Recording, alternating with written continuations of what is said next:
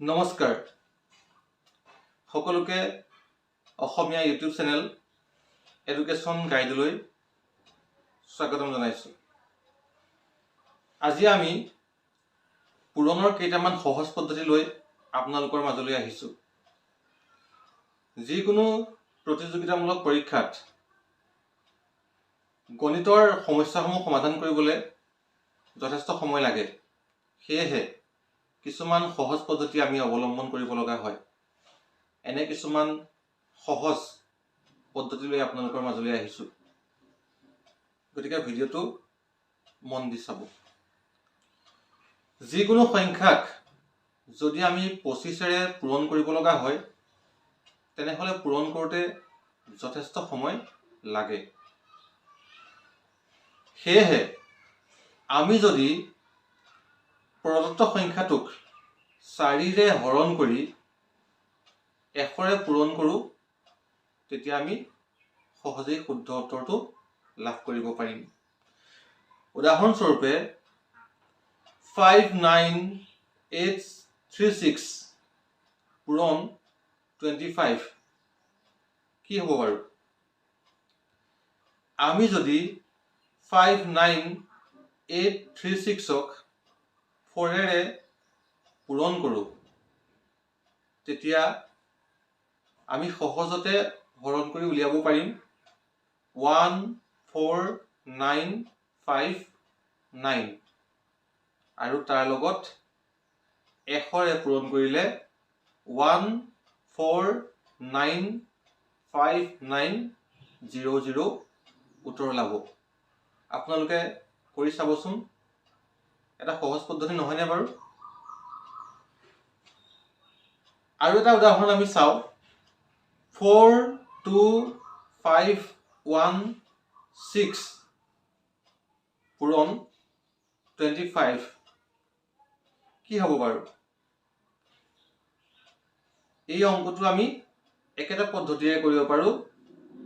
42516ক যদি আমি 4ৰে হৰণ কৰোঁ তেতিয়াহ'লে আমি সহজতে উত্তৰ উলিয়াব পাৰিম 10629 আৰু তাৰ লগত যদি আমি 100 পূৰণ কৰোঁ তেতিয়া আমি শুদ্ধ উত্তৰটো পাম 1062900।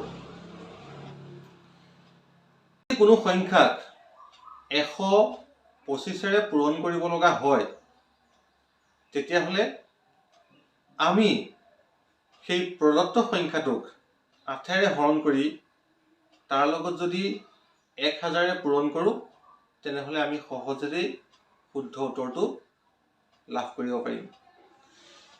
এটা উদাহৰণ আপোনালোকে চাওকচোন। 45392 পূৰণ 125 এইটো পূৰণ কৰিবলৈ যথেষ্ট সময় লাগিব, নহয়নে বাৰু? যদি আমি গতানুগতিক পদ্ধতিৰে নকৰি প্ৰদত্ত সংখ্যাটোক 8ৰে হৰণ কৰোঁ তেতিয়া 45392ক 8ৰে হৰণ কৰিলে আমি সহজতে 5674 পাম আৰু তাৰ লগত আমি যদি 1000 পূৰণ কৰোঁ তেতিয়াহ'লে শুদ্ধ উত্তৰটো লাভ কৰিম 5674,000। আপোনালোকে ঘৰত কিছু অনুশীলন কৰি চাবচোন। এতিয়া আমি 3 নম্বৰ সহজ পদ্ধতিটো চাওঁ আহক। কোনো সংখ্যাক যদি 9ৰে পূৰণ কৰিব লগা হয় তেতিয়াহ'লে আমি কেনেকৈ সহজতে ইয়াৰ উত্তৰটো লাভ কৰিব পাৰিম? কোনো সংখ্যাক যদি 9ৰে পূৰণ কৰিব লগা হয় তেনেহ'লে পূৰণ কৰিব লগা সংখ্যাটোৰ লগত এটা শূন্য লগ লগাই প্ৰদত্ত সংখ্যাটো তাৰ পৰা বিয়োগ কৰিলেই আমি শুদ্ধ উত্তৰটো পাম। এটা উদাহৰণ চাওকচোন বাৰু 7 to 9 পূৰণ 9 এতিয়া 7 to 9 ৰ লগত আমি এটা শূন্য লগ লগাই তাৰ পৰা যদি আমি প্ৰদত্ত সংখ্যাটো অৰ্থাৎ 7 to 9 বিয়োগ কৰো তেনেহলে আমি সহজতেই শুদ্ধ উত্তৰটো লাভ কৰিম 6561 এতিয়া কোনো সংখ্যাৰ লগত যদি 99 পূৰণ কৰিব লগা হয় তেনেহলে আমি সহজতে কেনেকৈ ইয়াৰ উত্তৰ উলিয়াব পাৰিম কোনো সংখ্যাৰ লগত যদি 99 পূৰণ কৰিব লগা হয় তেতিয়া প্ৰদত্ত সংখ্যাটোৰ লগত দুটা শূন্য লগ লগাই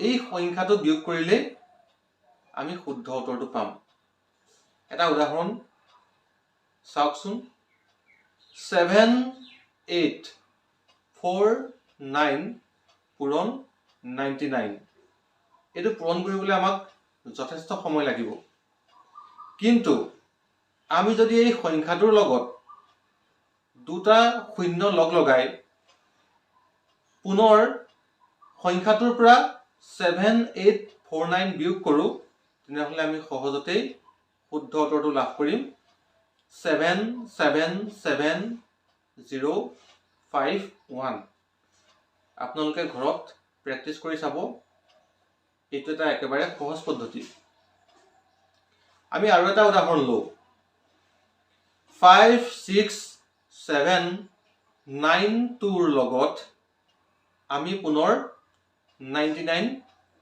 পূৰণ কৰি চাওচোন যথেষ্ট সময় লাগিব কিন্তু আমি যদি এই প্ৰদত্ত সংখ্যাটোৰ লগত দুটা শূন্য লগ লগাই দিও তেতিয়া সংখ্যাটো হ'ব 567920 আৰু ইয়াৰ পৰা আমি সংখ্যাটো বিয়োগ কৰি দিলে আমি শুদ্ধ উত্তৰটো পাম 562408 ঠিক তেনেদৰে কোনো সংখ্যাৰ লগত যদি 999 পূৰণ কৰিব লগা হয় তেতিয়া আমি প্ৰদত্ত সংখ্যাটোৰ লগত তিনিটা শূন্য লগ লগাই তাৰ পৰা সংখ্যাটো বিয়োগ কৰি দিলে শুদ্ধ উত্তৰটো পাম এটা উদাহৰণ চাওকচোন